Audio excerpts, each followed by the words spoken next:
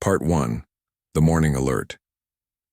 The morning sun cast long shadows across the parking lot of Jefferson High School as students hurried toward the main entrance. It was Tuesday, October 15th, and the air carried the crisp promise of autumn. Most students clutched coffee cups or breakfast sandwiches, their minds focused on upcoming tests and weekend plans. None of them knew that this ordinary morning would become a day they would never forget. Principal Robert Hayes arrived at his office at 7:30, just as he had done every weekday for the past 12 years. He was a tall man with graying hair and kind eyes behind wire-rimmed glasses.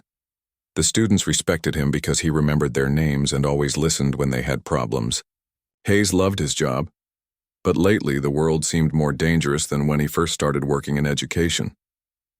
As Hayes settled behind his desk with his usual cup of black coffee, he began reviewing the morning attendance reports. The numbers looked normal. About 1,500 students were expected that day, with only the usual handful calling in sick. He glanced at his calendar and saw 3 meetings scheduled, including one with the school safety committee. The irony of that timing would not be lost on him later. Meanwhile, Marcus Williams was beginning his daily cleaning routine in the east wing of the school. Marcus had worked as a janitor at Jefferson High for 8 years. He was a quiet man who took pride in keeping the school clean and safe for the students.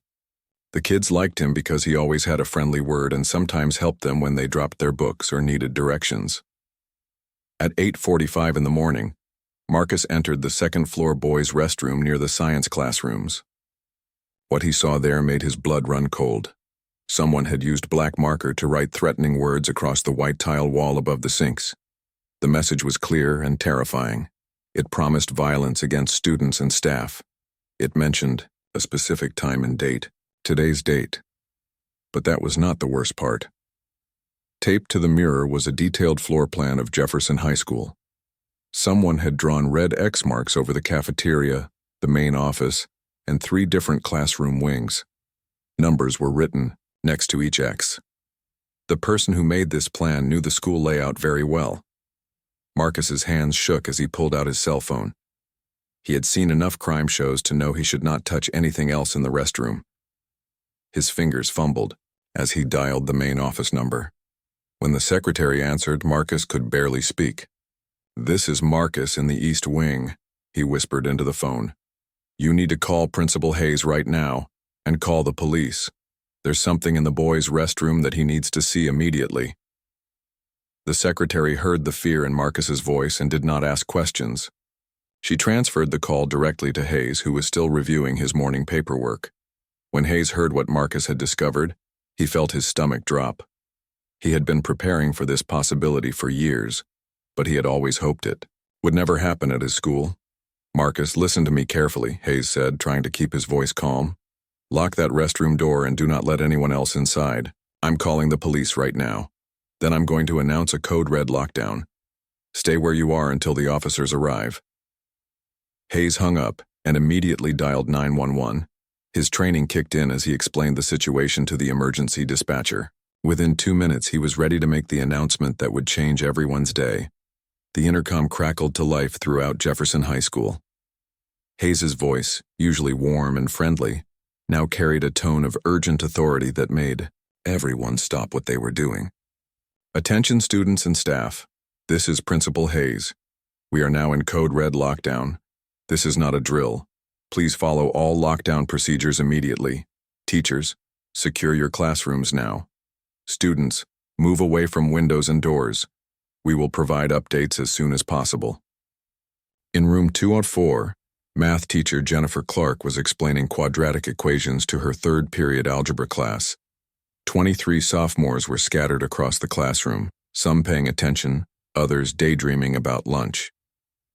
When the announcement came over the intercom, the classroom fell silent. Jennifer had practiced this moment dozens of times during safety drills, but her heart still raced as she moved to lock the classroom door. "Everyone away from the windows," she said, trying to keep her voice steady. "Move to the corner by the supply closet, quickly but quietly." 16-year-old David Rodriguez was sitting in the back row when the lockdown began. He was a responsible student who played on the varsity soccer team. Without being asked, David began helping his teacher move desks to block the door. His hands moved quickly and efficiently, but his mind raced with questions. Was this real? Was someone in the school with a weapon?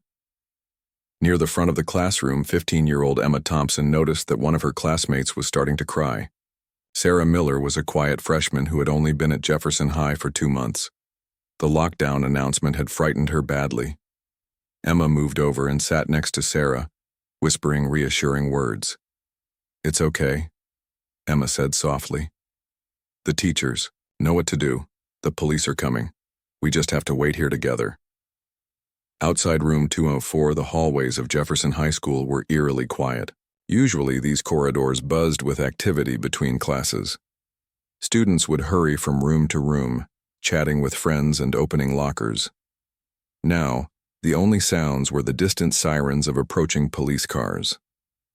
Officer Lisa Chen was the first police officer to arrive at Jefferson High School.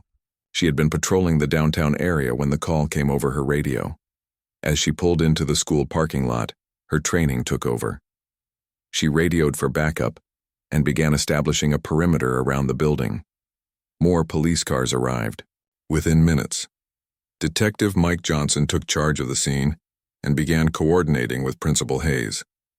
They needed to search the entire school, but they also needed to keep everyone safe while they did it. It was a delicate balance between thoroughness and speed. Back in room 204, the minutes crawled by like hours. Jennifer Clark tried to keep her students calm by having them work on math problems, but nobody could concentrate. David Rodriguez kept checking his phone for news updates. Emma Thompson continued comforting Sarah Miller and other frightened classmates. The investigation was just beginning, but one thing was already clear. This quiet Tuesday morning had become a day that would test everyone's courage and bring out both the best and worst in people. The real story was only starting to unfold. The morning of March 3rd started like any other day at Maple Elementary School. Children's laughter echoed across the playground as yellow school buses dropped off their precious cargo. Third graders raced to hang up their backpacks while kindergartners clung to their parents' hands, not quite ready to start another day of learning. Lisa Morgan had been teaching third grade for 15 years, and she still loved watching her students discover new things. At 28 years old, she was known throughout the school for her creative lessons and patient nature. This Tuesday morning, she was preparing to teach her class about butterflies. Colorful pictures decorated her classroom walls, and she had set up a special display showing the life cycle of a monarch butterfly. As Lisa arranged books on her desk, she glanced out her classroom window toward the parking lot. What she saw made her pause. A man was walking across the asphalt, but something about him seemed wrong. He was not dressed like a parent or teacher. His dark blue hoodie was pulled up over his head, even though the morning sun was warm. His hands were shoved deep into his pockets, and he kept looking around nervously. The man appeared to be in his 30s with pale skin and several days of stubble on his face. Most parents who came to the school during class time walked with purpose, heading straight to the main office. This man was different. He moved slowly and seemed confused about where he was going. He would take a few steps, then stop and look around, then change direction. Lisa felt a chill run down her spine. In all her years of teaching, she had learned to trust her instincts when something felt wrong. She reached for her classroom phone to call the office, but then decided to wait and see what happened. Maybe the man was just a new parent who was lost. Security guard James Patterson was making his morning rounds when he noticed the same man Lisa had spotted. James was 62 years old and had worked at Maple Elementary for 4 years. Before that, he had spent 30 years as a police officer. His experience told him that this visitor needed immediate attention. James walked quickly toward the main entrance, hoping to intercept the man before he could enter the building. As he got closer, he could see that the stranger was muttering to himself. His eyes darted back and forth and sweat beaded on his forehead despite the cool morning air. "Excuse me, sir," James called out in a friendly but firm voice. "Can I help you with something?" The man stopped walking and turned to face James. His eyes were wide and frightened, like a cornered animal. "I need to get inside," he said, his voice shaky. I have to find them before it's too late. Find who? James asked, keeping his distance but staying alert. Are you here to pick up a student? I'll need to see some identification. The man's face twisted with anger. You don't understand, he shouted. They're in danger. I have to save them. They told me to come here. James had dealt with people having mental health crises during his police career. He recognized the signs of someone who was not thinking clearly. The man's behavior was becoming more agitated by the minute. James knew he needed to keep him outside and away from the children. From her office window on the second floor, Principal Angela Davis watched the scene unfold in the parking lot. Angela was 45 years old and had been principal of Maple Elementary for 8 years. She loved her job, but moments like this reminded her how much the world had changed since she first started teaching. Angela could see James talking to a strange man near the front entrance. Even from a distance, she could tell something was wrong. The man's body language was aggressive, and James was clearly trying to calm him down. Without hesitation, Angela picked up her phone and dialed the number for the district's emergency line. This is Principal Davis at Maple Elementary, she said when the operator answered. I need immediate police assistance. We have a potentially dangerous individual on school grounds. I'm also initiating lockdown procedures. Angela hung up and reached for the school's intercom system. Her voice would soon echo through every classroom, changing what had started as a normal Tuesday into something much more serious. Meanwhile, the situation outside was getting worse. The man, who would later be identified as 34-year-old Kevin Shaw, was becoming increasingly upset. He pushed past James and ran toward the front doors of the school, trying to pull them open. Thankfully, the doors were locked as part of the school's normal security procedures. Let me in, Kevin screamed, pounding on the glass doors with his fists. I know they're in there. The voices told me to come here. I have to save them. James followed Kevin to the entrance and positioned himself between the man and the doors. Even though James was older, his police training gave him confidence in handling dangerous situations. He spoke in a calm, steady voice, trying to de-escalate the confrontation. Sir, I need you to step away from the building, James said. If you're looking for someone, I can help you, but you need to calm down first. Inside the school, the lockdown announcement had just been made. In classroom 3B, teacher Michael Brooks quickly moved to lock his door and turn off the lights. His 22 fourth-grade students looked at him with wide, questioning eyes. They had practiced lockdown drills before, but somehow this felt different. Everyone to the back corner, Michael whispered. Just like we practiced. Stay quiet and stay together. 10-year-old Ashley Miller was one of Michael's brightest students. She was small for her age but had a big heart and natural leadership abilities. When she saw that some of the younger students were starting to cry, Ashley quietly moved over to sit with them. It's okay, Ashley whispered to a scared little boy named Tommy. Remember what we learned? We just have to wait here quietly until the teachers say it's safe. Want me to tell you a joke?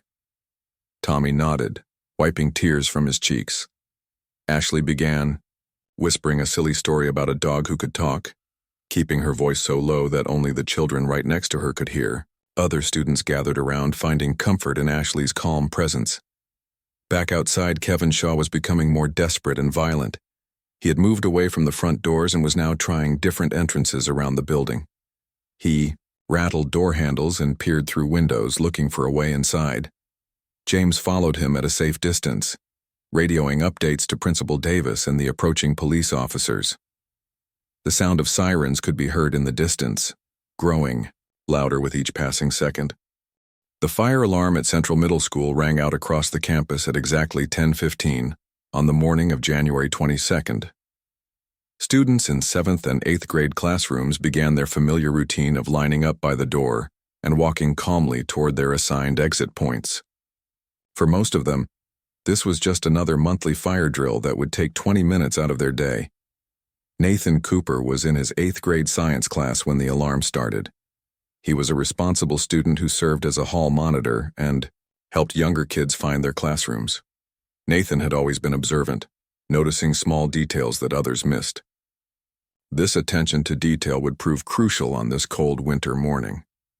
As Nathan filed out of the building with his classmates, He noticed something strange near the gymnasium entrance. A metal lunchbox sat on the ground next to the brick wall. It was not there when he had walked past that same spot an hour earlier on his way to second period. The lunchbox was wrapped in black electrical tape, and thin wires stuck out from one end. Nathan stopped walking and stared at the object. His heart began to beat faster. He had seen enough news reports to know what this might be. The lunchbox looked exactly like the fake bombs shown in movies and television shows, but this was real life, and Nathan could not take any chances. "Mrs. Rodriguez," Nathan called to his science teacher who was walking with another group of students. "I think you need to see something." Maria Rodriguez had been teaching for 12 years and was known for her calm personality and quick thinking. She was 38 years old with 2 children of her own at home. When she saw the worry on Nathan's face, she immediately walked over to where he was standing. "What is it, Nathan?" she asked, following his gaze toward the gymnasium. Nathan pointed at the suspicious package. "That wasn't there before the fire drill started. And look at those wires coming out of it." Mrs. Rodriguez felt her stomach drop as she examined the object from a safe distance. Her first instinct was to move all the students away from the area immediately. Her second thought was to find Vice Principal Carol Martinez, who was coordinating the fire drill from the main parking lot. Carol Martinez was 42 years old and had worked in education for 20 years. She was known throughout the school district for her ability to handle crisis situations with calm efficiency. When Mrs. Rodriguez approached her with news about the suspicious package, Carol's training immediately took over. "Everyone listen up," Carol announced through her megaphone to the assembled students and teachers. "We need to move the evacuation area to the football field immediately. Walk quickly but stay calm. Teachers, keep your classes together." As hundreds of students began moving toward the football field, Carol radioed for Principal Johnson and called 911 from her cell phone. She explained the situation to the emergency dispatcher and requested immediate assistance from the bomb squad. The dispatcher told her that officers would arrive within 10 minutes, but the bomb squad would take at least 40 minutes to drive from the county seat. PE teacher Ryan Foster was helping direct students to the new evacuation area when he realized that not all classes had made it outside yet. Some students were still in the building when the fire drill began, and they might not know about the change in plans. Ryan was 29 years old and had only been teaching for 3 years, but he was popular with students because of his energetic personality and sense of humor. "Carol," Ryan called to the vice principal, "I think some kids are still inside. The special education class was in the library, and the art students were in the basement studio." School counselor Patricia Williams overheard the conversation and immediately volunteered to help account for every student and staff member. Patricia was 51 years old and had worked at Central Middle School for 15 years. She knew every student by name and often served as a mother figure to kids who were having problems at home. Patricia and Ryan worked together to check attendance lists and radio teachers who were still inside the building.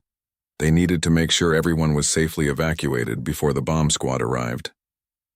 The process was complicated because students had been moved from their original evacuation spots, and some teachers were having trouble keeping track of their classes in the confusion. Meanwhile, on the football field, students were starting to understand that this was not a normal fire drill. 8th grade student government president Madison Lee was using her cell phone to text updates to her parents and friends. Madison was 14 years old and mature for her age. She had been elected student body president because of her leadership, skills, and ability to stay calm under pressure. "Did anyone see what happened?" Madison asked a group of her classmates who were gathered near the 50-yard line. Tommy Garcia, the class clown who was known for his impressions of teachers and his ability to make people laugh, was trying to lighten the mood with jokes. But even Tommy seemed nervous as police cars began arriving in the school parking lot with their sirens wailing. "I heard Nathan Cooper found something suspicious," Tommy said, lowering his voice. "Like maybe a bomb or something." The word spread quickly among the students, and soon everyone was talking about the possible explosive device. Some kids started crying, while others called their parents on their phones. Teachers moved through the crowd, trying to keep everyone calm and prevent panic from spreading. As the minutes ticked by, more emergency vehicles arrived. Fire trucks, ambulances, and police cars filled the parking lot. Officers in protective gear began setting up a perimeter around the school building. The bomb squad truck finally arrived after what felt like hours to the anxious students and staff waiting on the football field. The bomb squad technicians approached the suspicious package carefully, using special equipment to examine it from a safe distance. Students watched from the football field as the experts worked, not knowing whether they were looking at a real bomb or an elaborate fake. After 3 tense hours of investigation, the bomb squad determined that the device was not real. It was a fake bomb made to look dangerous, but it contained no actual explosives. The relief among students and staff was immediate and overwhelming. However, the person who created the fake bomb had committed a serious crime. Making fake explosive devices is illegal under federal law, regardless of whether the person intended to hurt anyone. The investigation to find the person responsible was just beginning, and the consequences would be severe. 3 weeks had passed since the lockdown at Jefferson High School, but the effects were still being felt throughout the entire school community. Principal Robert Hayes sat in his office reviewing the changes that had been made since that terrifying October morning. The threat had turned out to be a hoax, but the fear it created was very real. The investigation had revealed that 17-year-old Tyler Bennett was responsible for the threatening graffiti and floor plan found in the boys' restroom. Tyler was a quiet senior who had been struggling with depression and feelings of isolation for months. His parents later admitted they had noticed changes in his behavior, but did not know how serious his problems had become. Tyler had never intended to hurt anyone. He later told police that he just wanted people to pay attention to him. He felt invisible at school and thought that creating a fake threat would make him important for once. Tyler did not understand that his actions would be treated as a serious crime regardless of his intentions. The legal consequences for Tyler were severe. He was immediately expelled from Jefferson High School and faced criminal charges for making terrorist threats. Even though he was still a minor, the charges were serious enough that he could face jail time. His dreams of graduating with his classmates and attending college were now in jeopardy. Principal Hayes used Tyler's case as an opportunity to make important changes at the school. He instituted mandatory training for all teachers and staff members on how to identify students who might be struggling with mental health issues. The training covered warning signs like social withdrawal, declining grades, and changes in behavior or appearance. Hayes also worked with the school district to install additional security cameras in hallways and common areas.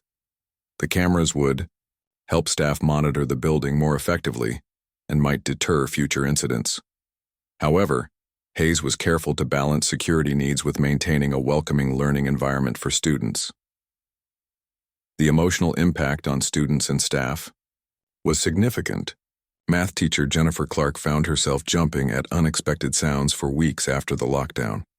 The sound of the intercom crackling to life would make her heart race, even when it was just routine morning announcements. Jennifer began seeing a counselor to help her cope with the anxiety she was experiencing. Student David Rodriguez, who had helped barricade the classroom door during the lockdown, was also struggling with the aftermath. David started having panic attacks whenever he heard sirens or saw police cars.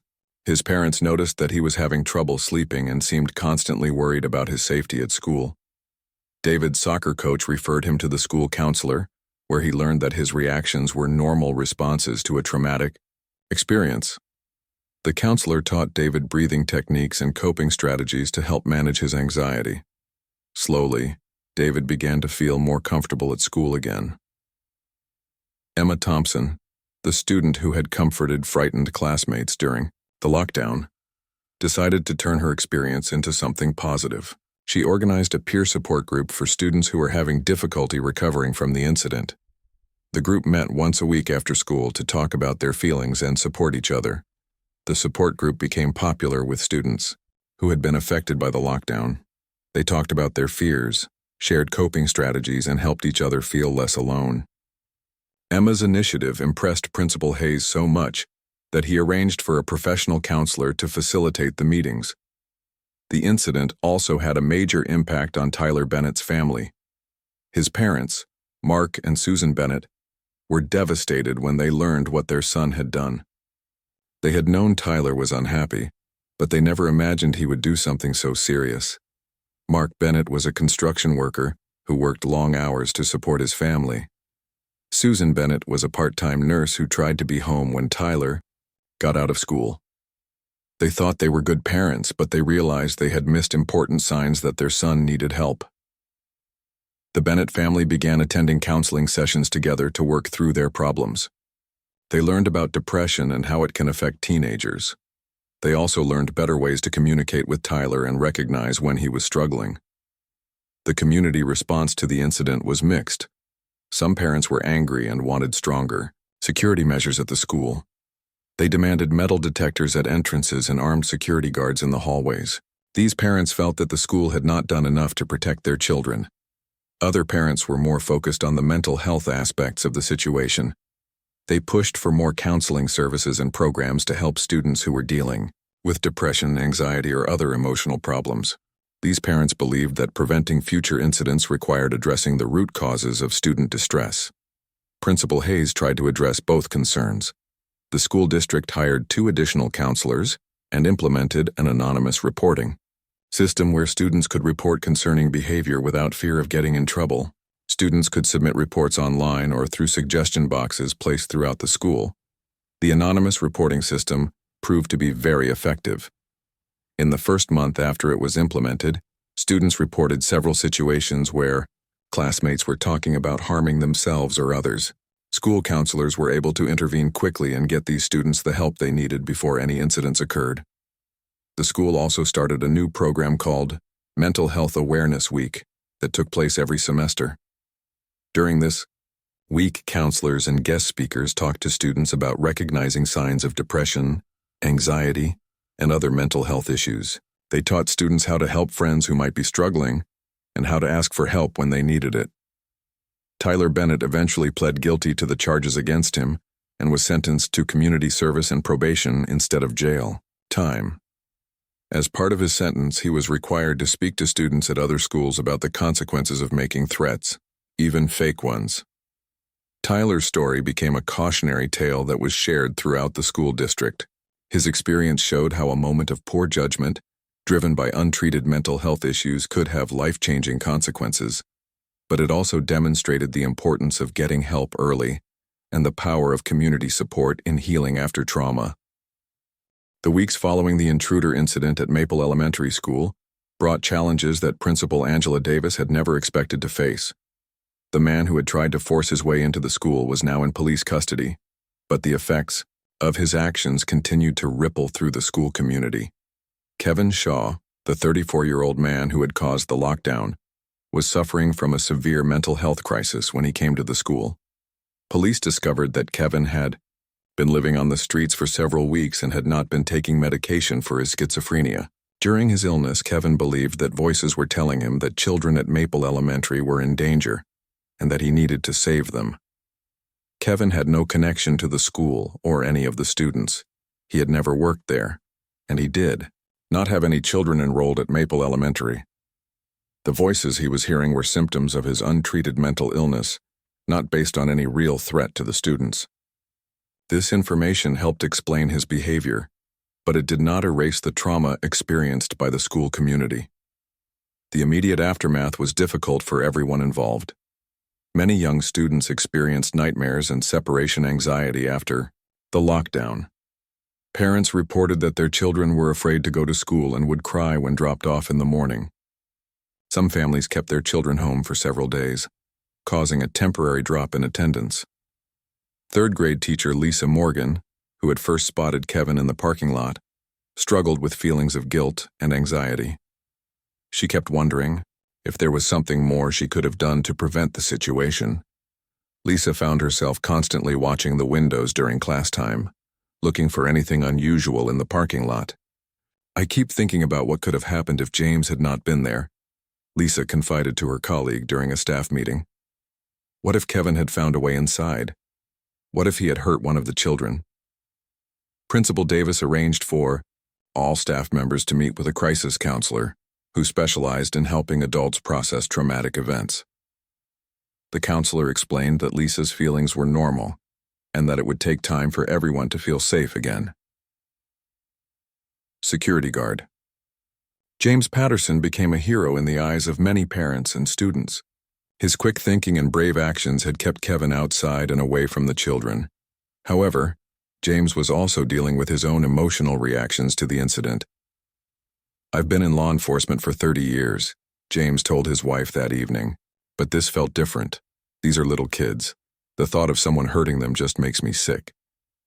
The incident raised serious questions about school security. Many parents wanted to know how someone with mental illness had been able to get so close to the building. They demanded stronger security measures to protect their children from future incidents. Principal Davis worked with the school district to make immediate improvements. The most important change was hiring a second, full-time security officer. With 2 guards on duty, one person could always remain at the main entrance while the other patrolled the grounds. The school also installed a new buzz-in system for all visitors. Now, anyone wanting to enter the building during school hours had to ring a bell at the main entrance. Office staff could see visitors on a video monitor and speak to them through an intercom before deciding whether to unlock the doors. Parents had mixed reactions to the new security measures.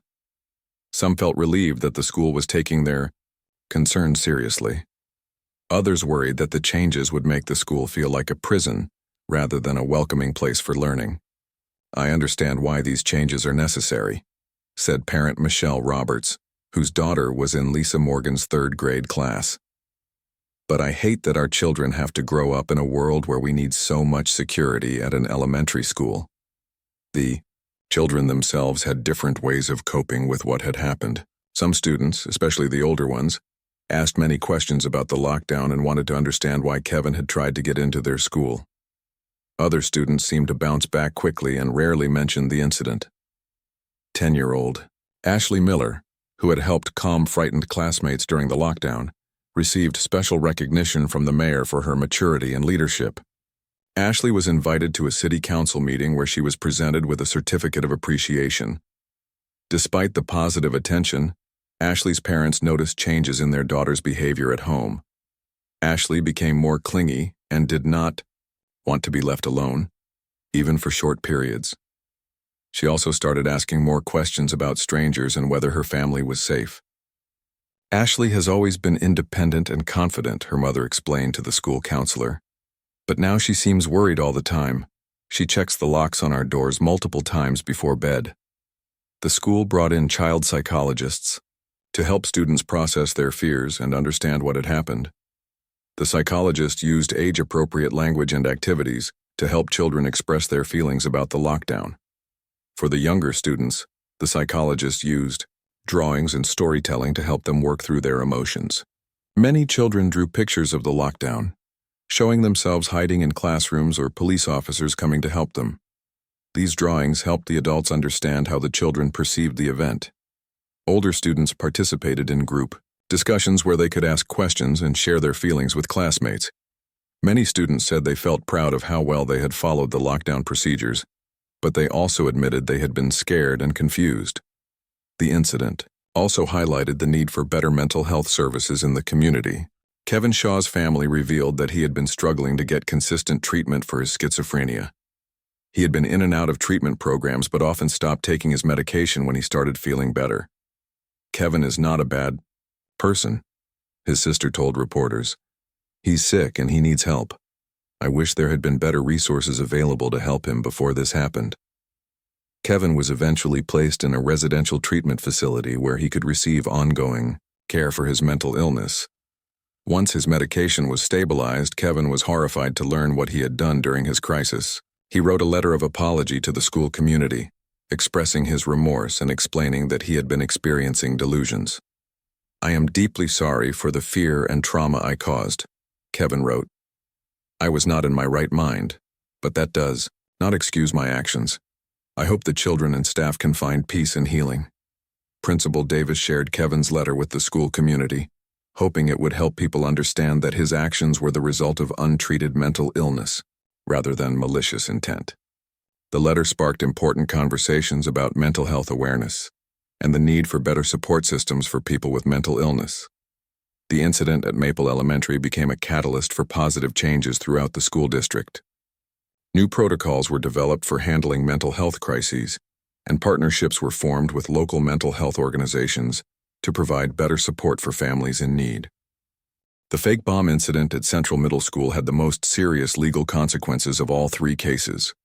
Connor Hayes, the 17-year-old high school student who created the fake explosive device, faced federal charges that could result in years in prison and hundreds of thousands of dollars in fines. Connor was a senior at nearby Lincoln High School who thought his fake bomb would be a harmless prank. He had carefully crafted the device using a metal lunchbox, electrical tape, and old computer wires to make it look realistic. Connor planned the timing to coincide with Central Middle School's monthly fire drill, thinking it would cause some excitement but no real harm. What Connor did not understand was that creating fake explosive devices is a federal crime, regardless of the person's intentions. The law treats fake bombs the same as real ones because they cause the same fear, disruption, and expensive emergency response. Connor's prank cost the school district over $50,000 in emergency response fees and lost instructional time. The FBI took over the investigation once it was determined that the device was designed to look like a bomb. Federal agents interviewed Connor extensively and searched his home and car. They found materials he had used to create the fake device, along with internet searches about bomb making that Connor had conducted while researching his prank. Connor's parents were shocked when they learned what their son had done. They had always considered him a good student who stayed out of trouble. Connor played on the football team and had been accepted to several colleges. His future plans were now in serious jeopardy. "We never thought Connor would do something so stupid," his father told the family's attorney. "He's always been responsible. I think he just didn't understand how serious this would be." The legal proceedings moved quickly through the federal court system. Connor's attorney tried to negotiate a plea deal that would result in less severe punishment, but federal prosecutors were reluctant to show leniency. They wanted to send a strong message that fake bomb threats would not be tolerated. Back at Central Middle School, Vice Principal Carol Martinez used the incident as a teaching opportunity. She arranged for local law enforcement officers to visit classes and speak with students about the serious legal and emotional consequences of threats and hoaxes. Officer Daniel Murphy, a school resource officer with 20 years of experience, explained to students that making fake bombs or false threats was not a joke or prank. He told them about other cases he had investigated where young people ruined their futures with similar poor decisions. "I've seen teenagers go to prison for making fake bombs," Officer Murphy told a group of 8th graders. "I've seen kids get kicked out of college and lose scholarships because of stupid pranks like this. The consequences are real, and they last forever." PE teacher Ryan Foster and school counselor Patricia Williams worked together to develop new emergency protocols.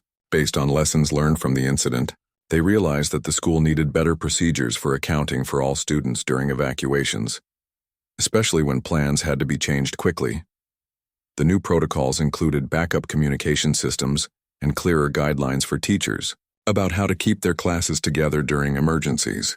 Ryan and Patricia also created a checklist that could be used to make sure all students and staff were safely evacuated before emergency responders arrived. Student Government President Madison Lee was deeply affected by the incident and decided to channel her experience into advocacy work. She started a club at Central Middle School focused on school safety and mental health awareness.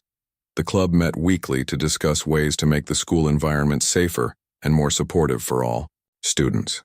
"I realized that day how scary it can be when something goes wrong at school," Madison told her club members during their first meeting.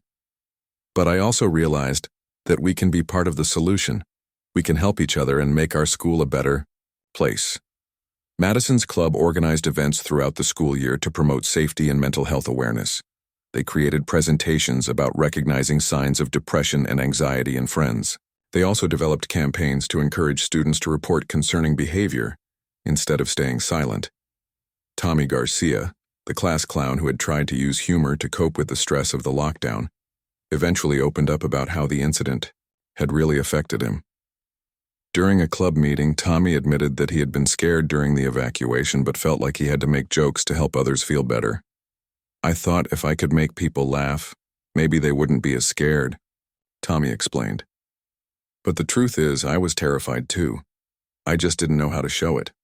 Tommy's honesty encouraged other students to talk about their real feelings about the incident. Many students admitted they had been frightened and confused during the long hours of waiting on the football field. Some said they were still worried about their safety at school. The school counselor used these discussions to help students develop better coping strategies for dealing with fear and anxiety. Students learned that it was normal to feel scared during emergencies and that there were healthy ways to express those feelings. Connor Hayes eventually pled guilty to federal charges related to creating the fake explosive device. Because he was a first-time offender and showed genuine remorse for his actions, he received a sentence of 3 years of probation and 500 hours of community service instead of prison time. As part of his sentence, Connor was required to speak at schools throughout the region about the consequences of making fake bombs and false threats. His presentations became powerful teaching tools that helped other students understand the serious legal and personal costs of such actions. "I thought I was being funny," Connor told audiences during his speaking engagements. "I thought it would just be a harmless prank that would give people something to talk about. I never imagined I would face federal charges or that my actions would traumatize so many people." Connor's college acceptances were withdrawn after his conviction, and he had to delay his education plans while completing his community service. He eventually enrolled in a community college and worked to rebuild his life, but the incident remained on his permanent criminal record. The 3 incidents at Jefferson High School, Maple Elementary School, and Central Middle School served as powerful reminders of the complex challenges facing modern educational institutions. Each situation ended without physical harm, but the psychological and community impacts were significant and long-lasting. These events highlighted the importance of comprehensive safety protocols, adequate mental health resources, and strong community support systems. They also demonstrated how quickly normal school days could turn into crisis situations that tested everyone's courage and resilience. The schools learned valuable lessons about emergency preparedness, threat assessment, and trauma recovery. More importantly, they learned that creating safe learning environments required ongoing effort from administrators, teachers, students, families, and the broader community working together.